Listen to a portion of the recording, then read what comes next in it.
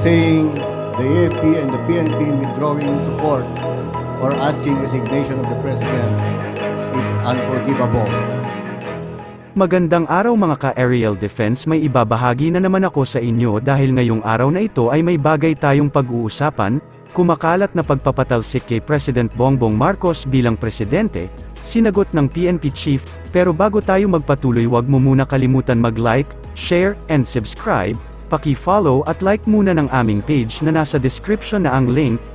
Philippine National Police Chief General Benjamin Acorda Jr., nagsalita na hinggil sa umano'y isyu ng destabilization plot na kumaladkad sa kanilang pangalan ni Armed Forces of the Philippines Chief of Staff, General Romeo Bronner Jr., sa kanyang talumpati sa ginanap na kauna-unahang Monday flag raising ceremony ng PNP ngayong 2024, sa national headquarters nito sa Camp Crame, ay binigyang diin ni PNP Chief Acorda na ang mga paratang na ito laban sa kanya at kay AFP Chief Bronner ay hindi tama at hindi katanggap-tanggap. The face of disinformation circulating in different platforms, let us united as law enforcers, upholding the rule of law, respecting the Constitution, and defending our government. As your Chief Philippine National Police, I am counting on you. Gentlemen, we respect the freedom of expression and freedom of speech. But of course, as law enforcers, we are mandated by law to protect and enforce, to protect the community and enforce the law. It hurts me that there are people na gusto lang maging sikat yung kanilang blog ay gagawa ng mga disinformation. No less than my face, the face of the Chief of Staff, posted on viral and saying the AFP and the PNP withdrawing support or asking resignation of the President, it's unforgivable. Hindi po tama yon. Tayo na nagmamalasakit sa bayan, nagsasakripisyo, magpaaraw, magpaulan, para maging maunlad lang ating bansa. We tried to promote investment and tourism, pero dahil lang sa mga to, sa pansarili, nag-create ng hindi magandang imahe sa ating bayan. We don't tolerate these things. And the people are counting on us. Alam ng ating mga kababayan na tayo nagsasakripisyo buong buo. Sana man, konting respeto, kahit sa uniforme lang. Huwag namang i-post using this information just to create a viral blog.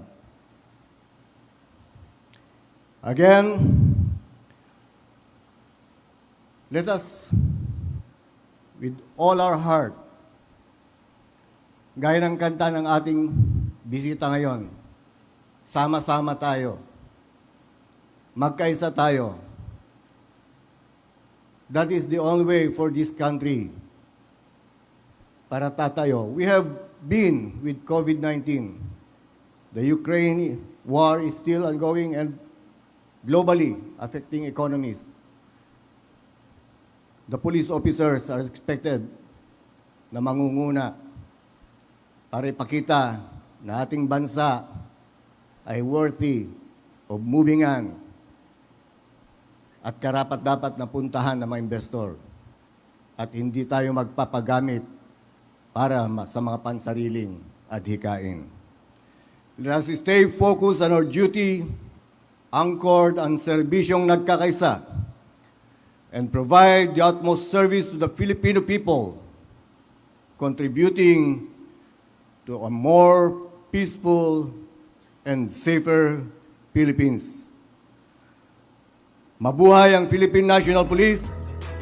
Magugunitang ang muling pag-ugong na ito ng umano'y destabilisasyon laban sa pamahalaan ay pumutok makaraang mag-viral ang vlog ni retired Brigadier General Johnny Macones Sr., kung saan sinabi niyan kinukumbinsi umano ng mga pinuno ng pambansang pulisya at sandatahang lakas ng Pilipinas si Pangulong Ferdinand Marcos Jr., na bumaba na sa pwesto bilang punong ehekutibo ng ating bansa, Philippine National Police Chief General Benjamin Acorda Jr., nagsampa na ng reklamo laban kay retired Brigadier General Johnny Macones Sr., na naglabas ng video ng umano'y pag-aakusa sa kanila ni AFP Chief of Staff General Romeo Bronner Jr., hinggil sa destabilisasyon laban sa pamahalaan at pangungumbinse umano ng mga ito kay Pangulong Ferdinand Marcos Jr., na bumaba na sa pwesto bilang punong ehekutibo ng Pilipinas. Kasama po ang ating presidente, kasi ang ating Chief PNP, andyan po yung mga videos at mga pictures po, mga bandang alas 12:30 kanina po, ay tumungo po sa Prosecutor's Office ng Quezon City ang ating Chief PNP upang magsampa ng reklamo laban sa isang individual na gumamit po ng kanyang mukha at pangalan. Ang kaso pong isinampa po laban sa tao po na ito ay violation of Article 154 of the Revised Penal Code as amended by Republic Act 10951 in relation to Section 6 of the Cybercrime Law.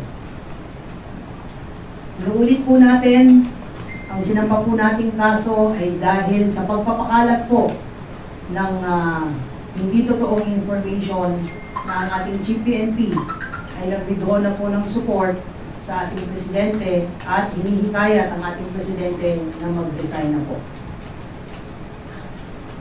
Ang pagsasampa po ng kaso ng ating Chief PNP ay isang patunay na kailangan po nating respetuhin po ang karapatan ng bawat isa. Nire-respeto po natin ang karapatan ng lahat ng individual na magpahayag ng kanilang saloobin, laban o pabor man, kanino man o kaninong grupo, maging sa ating gobyerno. Subalit, ang pag-exercise po ng ating karapatan must be within the bounds of law. Nare-respeto po natin ang kanilang freedom of expression, ang kanilang pong freedom of speech. Malaya ang sino man magpahayag ng kanilang saloobin. At kagaya ng sinabi ko, this should be exercised within the bounds of law. Spreading disinformation to advance your personal or even political interest at the expense of another person is wrong. Ang sabi nga po ng ating Chief PNP kanina during the flag raising, ang paggamit ng kanyang mukha to gain support is unforgivable. Dagdag pa ng ating Chief PNP, sana respetuhin man lang yung aming inuborme. Huwag sanang gamitin ang social media para magpakalat ng hindi totoong impormasyon para lang mag-viral o madagdagan at dumami ang supporters ng kanilang vlog. And we cannot tolerate this. Our people is depending on us sa inyong pambansang pulisya to uphold and respect the rule of law. Kaya nga po kaninang tanghali ay nagsampa po mismo ang ating Chief PNP ng kaso. At dadaanin po natin ito sa legal na paraan para po ipakita na yung inyong mismong Chief PNP ang bumirespeto po sa rule of law.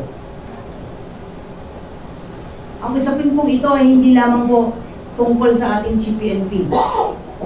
Ang gusto po natin dito ay matigil na po ang pagpapakalat ng kasinungalingan at mga maling impormasyon. We should stop spreading lies and deception. Regardless po kung sino man, kagaya nga po ng sinabi natin, this is not about our Chief PNP. Para sa mas madaming update tungkol sa ating defense, abangan lamang ang aking mga bagong video. Para naman sa mga gusto magpa-shoutout, mag-comment lamang po at share, paki-follow at like muna ng aming page na nasa description na ang link. Huwag mo na rin kalimutan mag-like, share, and subscribe. Pindutin mo na rin ang bell para updated kayo sa aking mga video. Maraming salamat po.